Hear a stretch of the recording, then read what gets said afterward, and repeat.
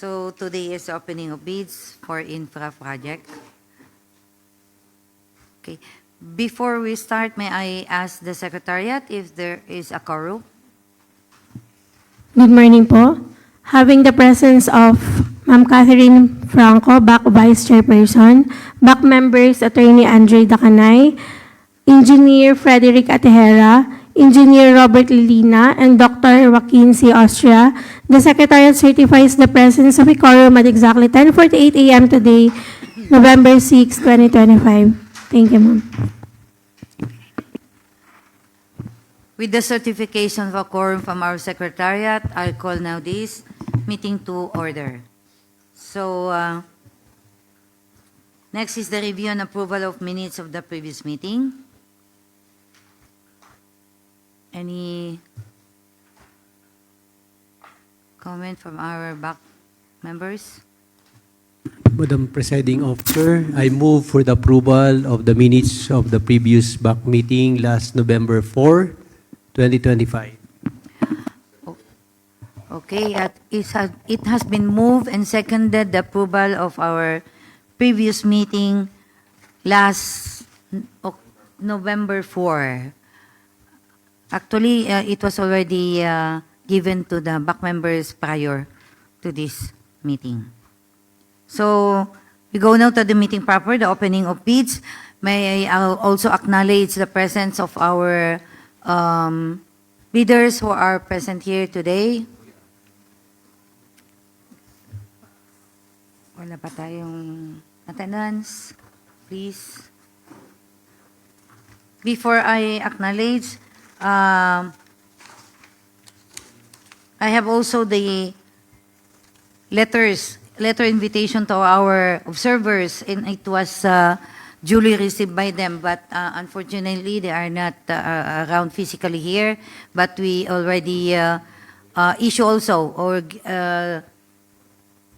send them invitation on this opening of bids to the COA, Attorney Juvie Eduarte. It was received October 16. To our CSOs, PICPA, Attorney Rodel Lupico. It was duly received October 16. Then Engineer Magno Wayland, the President of PICE, duly received October 16. So, I now acknowledge the presence of our bidders. Jenny Lynn Gacad from EE Madayag Construction. Good morning. Chody Ramos from Ke Construction. Good morning po. And Jesse Javier from MY Builders. Good morning. Okay, we're now, may I ask the technical working group of the Secretariat to please assist in the opening of the bid proposals from our contractors or suppliers who are here now.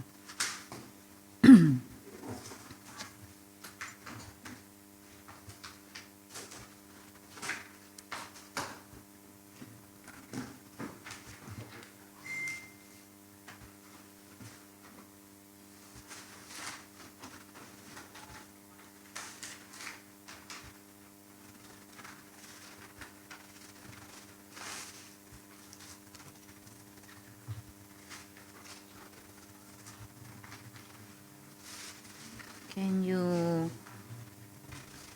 give the second and the third copy to our members? So the first, we have to open the first original envelope for their technical requirements.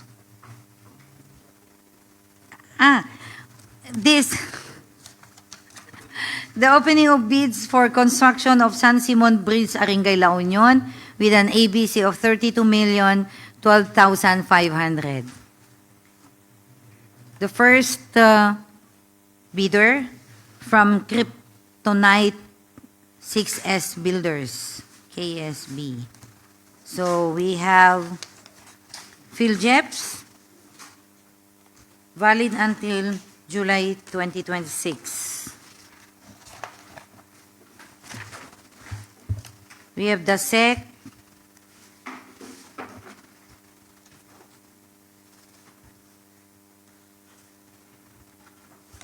We have the articles of incorporation for the SEC. Then business permit.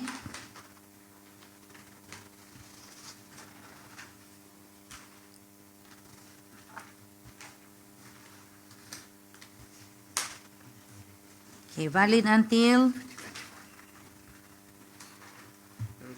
December 31, 2024. PhilJEPS na is until July 2026. Business permit niya is valid until December 31, 2024. Last year pa. Expired. Expired naman yung nakalagay. And then BIR, Certificate of Registration. Tax clearance. 2025. Pickup license. Tractor's license. November until November 20, 2025. Pickup. Dalawa to, ano? November 20, 2027. Bakit 2020? Ano siya? Sa bagay, 2025 naman, 2027. Okay? Yung Up to the PhilJEPS na. Yes.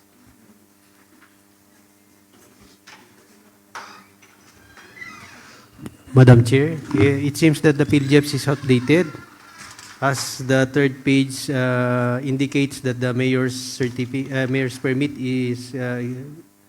will be expiring on December 31, 2025. So those are only Class A documents, so we can just consider the PhilJEPS certificate registration for crypto. Because Yes. they also submitted their latest. Mali lang yung nakalagay dito. But it is present. Present attachment. Present naman siya. And then tax clearance. Your pickup license, November 20, 2025. Registration na is November 20, 2027. Annual income tax return, 2024. Audited financial statement. Okay. List of all ongoing government-private construction contracts, including contracts awarded but not yet started, with the attached notice of award, notice to proceed, and then single largest, SLCC,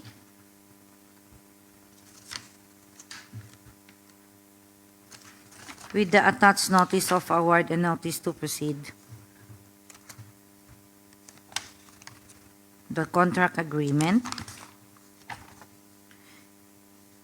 NFCC, the amount of 726,919,165 and 35 centavos. Bid securing declaration. Until November 2020, issued 5th day of November. Organizational chart for the contract with their qualification, the qualification of key personnel, with the certificate of employment,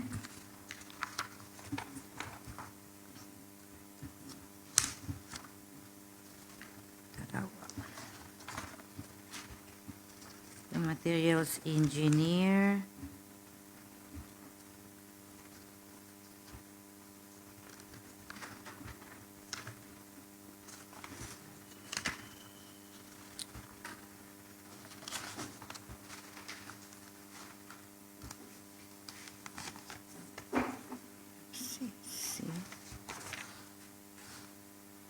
project engineer, materials engineer, mga key personnel with the certificate of employment.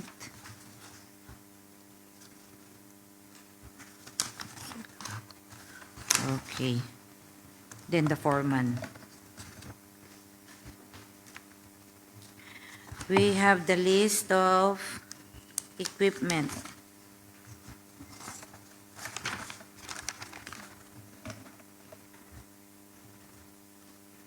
Puro owned ba to?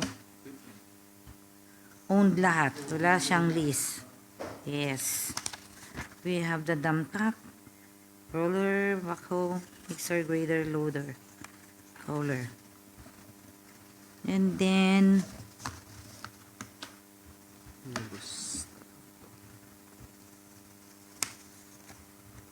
ito mga attachment ng mga ano nila, equipments.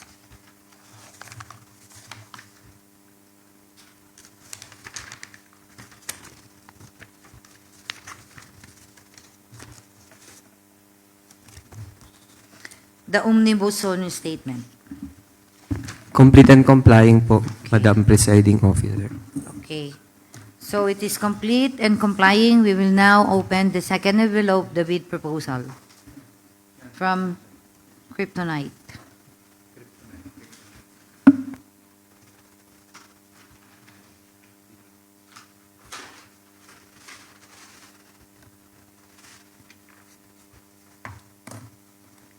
The bid financial form. The bid form. Bill of quantities. And the amount of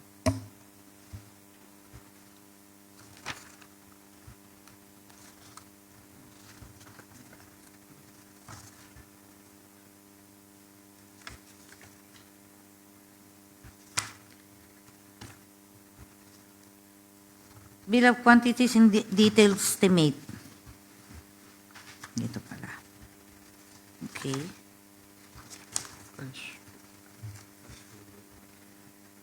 Cash flow by quarter and payment schedule. Complete and complying, ma'am. Okay. Total bid.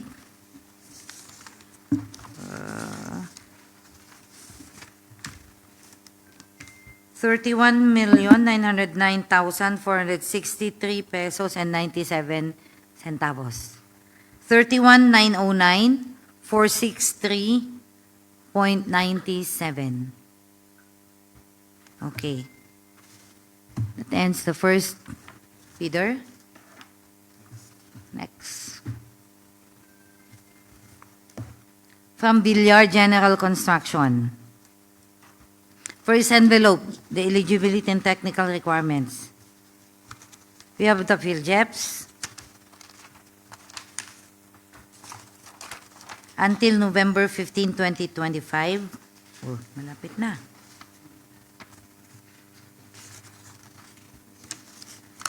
Then,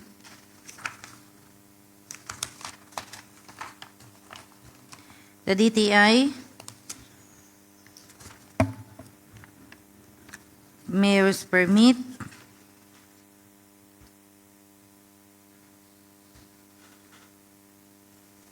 until 2026. Tax clearance, contractor's license, January 2027, registration, June 21, 2027. And then, ano to? Annual income tax return. AFS.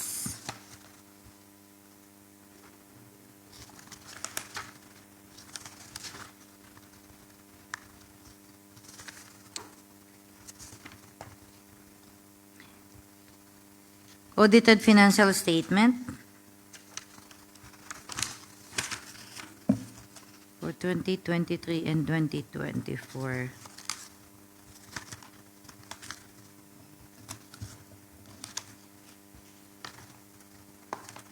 List of all ongoing government and private construction contracts with the attached notice of award. Notice to proceed.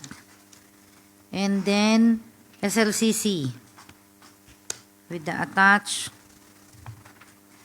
certificate of acceptance. Final inspection report.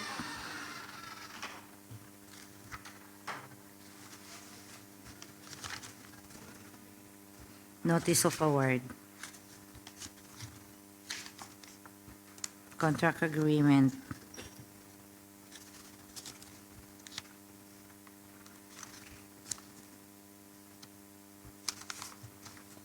And notice to proceed. The NFCC, the amount of 3,509,914,531.22. Bid securing declaration. Organizational chart. Qualification key personnel proposed to be assigned to the contract. We have the key person certificate of employment, the project engineer,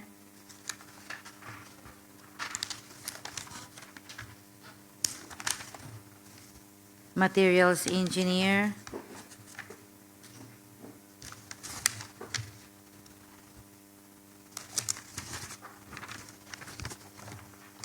the foreman,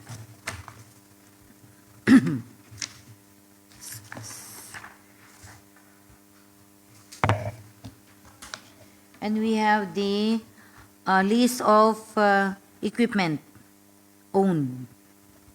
Walang list, puro owned. Dump truck, roller, backhoe, mixer, and copper. With the registration certificates. COR. Then the deed of absolute sale.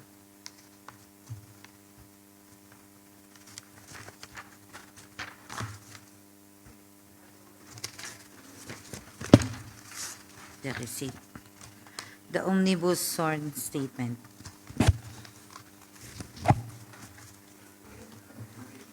Complete and complying, ma'am. Okay, it's complete and complying for the second bidder. The next bidder, the second envelope from Villar. Okay, the financial bid form. Bill of materials. And the detailed estimates. And we have the cash flow. Complete and complying, ma'am. Okay, total bid. 31,943,691 pesos and 6 centavos. 31,943,891.06. Okay. 6.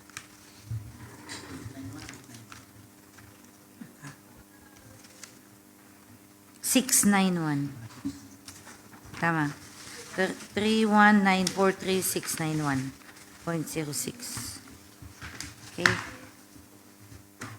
So, the next,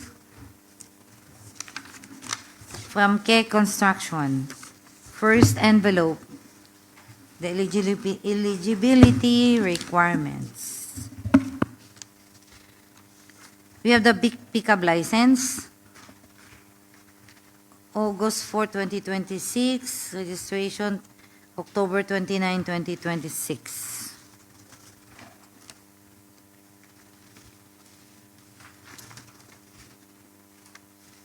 We have the DTI, Mayor's Permit, January 2026 until December 31, 2025. The PhilJobs registration,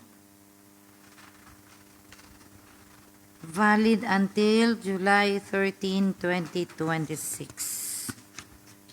We have the tax clearance, audited financial statement.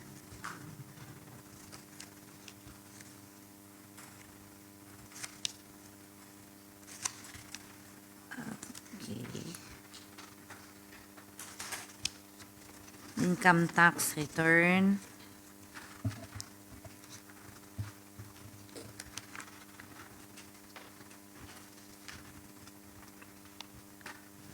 Certificate of bank deposit.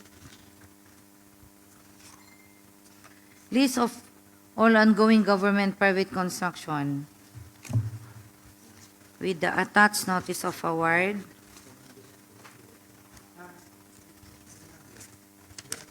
Notice to proceed, contract agreement.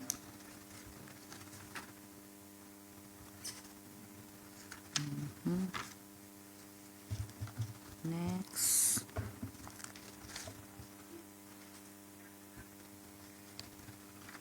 Okay. SLCC with one project. Contract agreement. Notice to proceed. Notice of award. Certificate of completion of work. Okay. NFCC, 146,893,065.34. And then the bid securing declaration.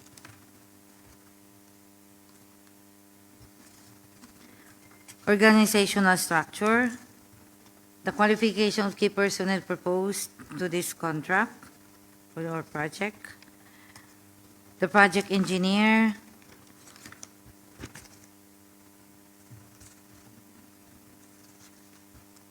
Materials engineer with its qualification.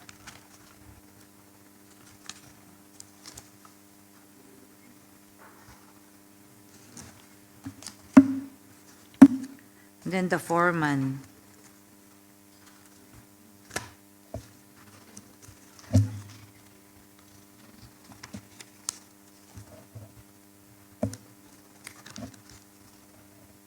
List of equipment owned and leased. Owned naman lahat with the attached receipts of purchase.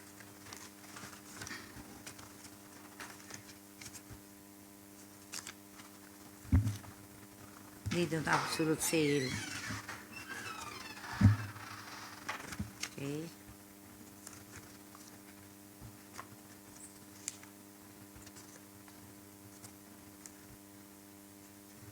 The omnibus sworn statement. Okay, it's complete and compliance. We now open the second envelope, the bid proposal from K Construction. It's financial bid form.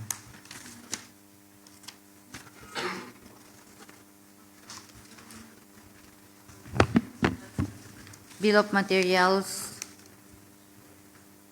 detailed estimate, and the cash flow.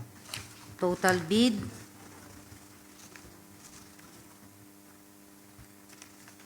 $31,928,971 pesos and 19 centavos. Okay. Do we still have only three? We have three bidders. So that ends the reading the proposal of the three bidders for the construction of San Simon Bridge, Aringay, La Union. This subject, the lowest bid as read is from ano na yan? Kryptonite 6S Builders. Tagbasa po, Incorporation. This subject for evaluation. And then, after evaluation, if it's